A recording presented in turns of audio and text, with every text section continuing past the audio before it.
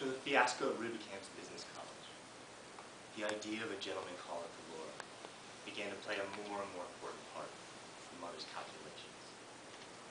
It became an obsession, like some archetype of the universal conscious. The image of the gentleman caller haunted our small apartment. An evening rarely passed without some allusion to this image. The specter was cool.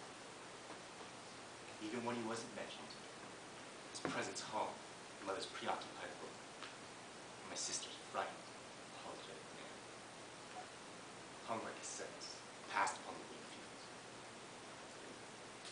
Mother was a woman of action, as well as words. She began to take logical steps in the planned direction.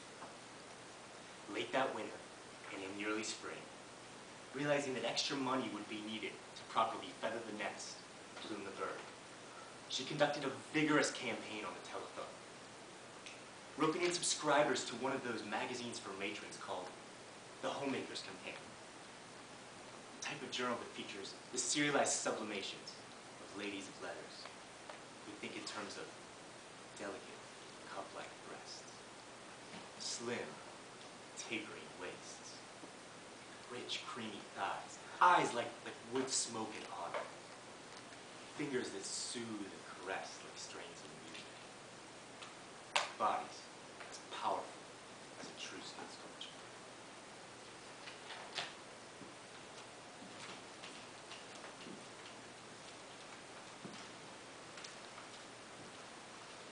Hi, Scott. This is Amanda Wingfield. We missed you at the DAR meeting last Monday. I said to myself, she must be suffering from that sinus condition. How is that sinus condition? Horrors, heaven have mercy. You're a Christian martyr. That's what you are, a real Christian martyr. Well, I'm calling because I just happened to notice that your subscription to the Companion's about to expire. Yes, it expires with the very next issue, honey, just when that wonderful new serial by Bessie May Hopper's off to such an exciting start. Oh, honey, it's something you simply can't miss. You remember how Gone with the Wind took everybody by storm? You simply couldn't go out if you hadn't read it. All everybody talked about was Scarlett O'Hara. Well, this is the book that critics compare to Gone with the Wind.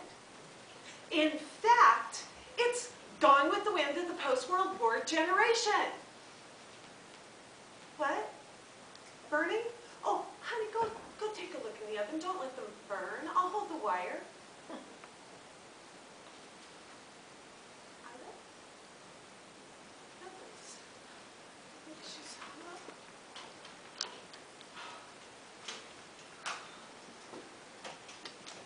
What in Christ's name am I supposed to do? That expression?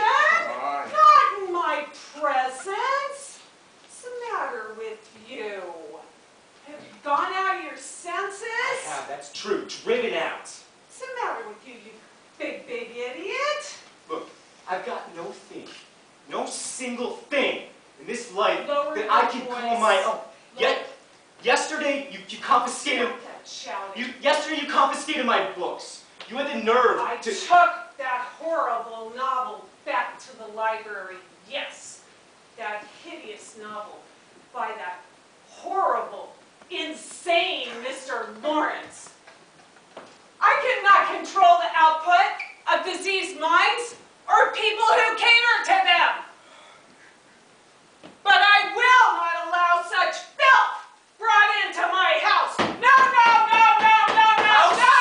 House? Who pays rent on it? Don't you Who makes a dare! slave of himself? Don't you dare! No, I mustn't say things. You I listen. got the gist. Let me tell No, you. I don't want to hear anymore. You I'm going out. You come back here and listen. Now. You come back Oh, here. go. Come back here. You will listen.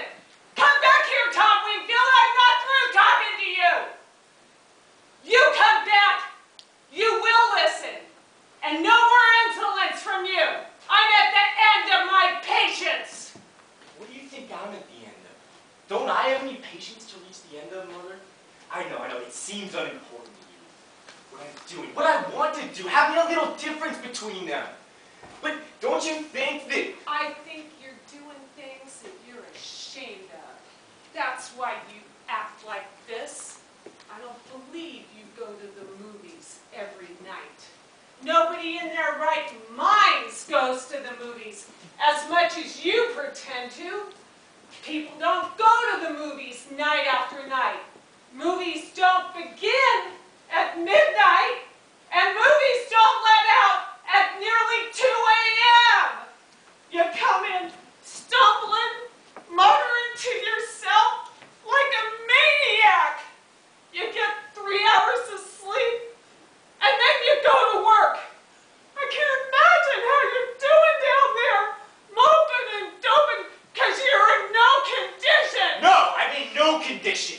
What right have you got to jeopardize your job? Jeopardize the security of us all? How do you think we'd manage if you were to lose your job? Listen! You think I'm crazy about the warehouse? You think I'm in love with the Continental Shoemakers? You think I want to spend 55 years down there in that Celotex interior with fluorescent tubes? I'd rather somebody picked up a crowbar and battered out my brains and go back mornings. I'd go. Every time you come in yelling that goddamn, rise and shine, rise and shine, I think to myself, how lucky dead people are. But I get up and I go. For $65 a month, I give up all that I ever dream of doing or being ever. And you say self? Self's all that I ever think of? Why, self's all I ever thought of. I'd be where he is, gone, as far as the system of transportation races. Don't grab at me, mother. Where are you going? I'm going to the movies. I don't believe that lie. I'm going to opium dens. Yes, opium dens. Dens of feisty criminals as hangouts, mother. I've joined the Hogan gang. I'm a hired assassin. I carry a Tommy gun in a fight in Indians. I run a string of cat houses in the valley. They call me Killer. Killer Wingfield.